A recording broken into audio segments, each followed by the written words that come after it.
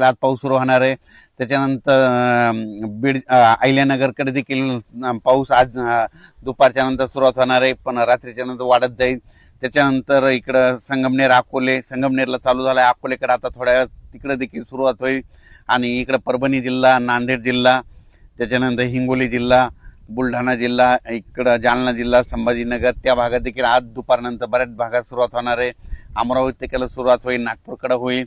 सांगायचं झालं तर आज 15 तारखेला बऱ्याच भागामध्ये 8 दिवस विश्रांती घेतलेला हे पाऊस ते आज दाखल होणार आहे, म्हणून ही सर्वप्रथम शेतकऱ्यासाठी आनंदाची बातमी।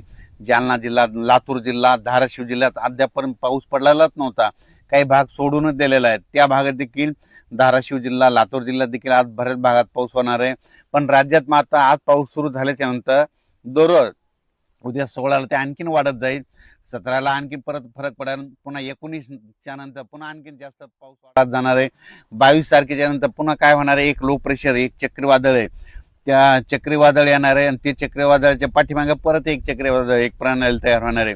मग हे गेल्याच्या नंतर हे काय होणार आहे, पूर्व विदर्भातून पश्चिमी विदर्भाकडे जाणार आहे, पश्चिमी विदर्भाकडून इकडे जळगाव जिल्ह्यातून उत्तर महाराष्ट्र का म्हणजे वर्धा, नागपूर, भंडारा, गोंदिया, चंद्रपूर, यवतमाळ, वाशिम, हिंगोली, अकोला, अमरावती, बुलढाणा, जळगाव ह्या पट्ट्यातून जात असताना तिकडं विदर्भामध्ये मग 20च्या नंतर चांगला जोराचा पाऊस पडेल।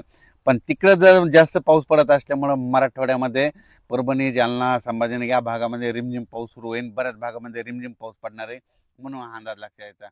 सांगायचं झालं सूल, वैजापूर, गंगापूर, सिल्लोड या परिसरात देखील आज बऱ्याच भागांमध्ये पावसाची हजेरी लावणार आहे, म्हणून अंदाज सर्व शेतकऱ्यांनी लक्षात यायचा।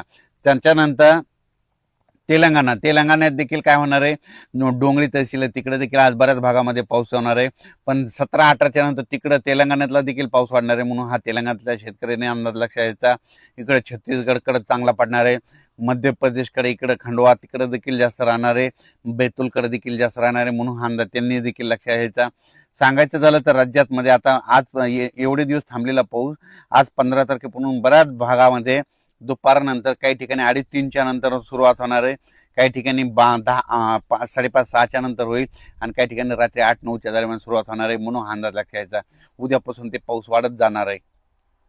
सगळ्यात महत्त्वाचं, पाऊस पडला आणि नंतर काय होतं, असं वारं सुरू होतं बघा। वारं सुटल्याच्या नंतर कोणी तज्ज्ञ कोणी पाऊस सांगत नाही, माझं म्हणणं यापुढे मला देखील पाऊस विचारायचा नाही। तर तुम्हाला एक सगळ्यात सोबत सांगतो, निसर्गातून पाऊस कसा ओळखायचा। पावसाळ्यामध्ये असं जोराचं सारखं वारं चालू राहिलं आणि हे असं तांबडं आभाळ झालं की समजायचं 72 घंट्यात त्या ठिकाणी पाऊस येणार आहे। आणि काल 14 तारखेला ज्या ज्या भागामध्ये असं तांबडं आभाळ झालं ना, त्या भागामध्ये बघा ह्या 72 तासामध्ये पाऊस येतो का नाही हे निसर्ग सांगतं, म्हणून म्हणतो भविष्यामध्ये निसर्गावर प्रेम करा, निसर्गातून अंदाज घ्या, झाडं लावा, झाडं जगवा।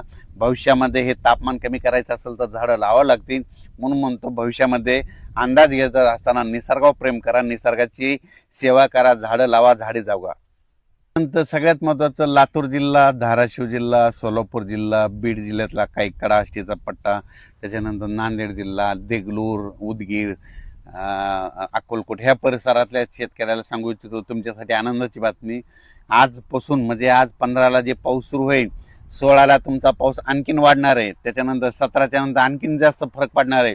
म्हणजे सांगायचं झालं तर तुमच्या ह्या 5-7 जिल्ह्यामध्ये आत्तापर्यंत सगळ्या महाराष्ट्रात पाऊस होता, पण सोलापूर जिल्ह्यात नव्हता, लातूर जिल्ह्याच्या काही भागात नव्हता, बीड जिल्ह्याच्या काही भागात नव्हता, नांदेड जिल्ह्याच्या नव्हता, त्याच्यानंतर इकडं देगलूर, कंधार त्या परिसरामध्ये नव्हता।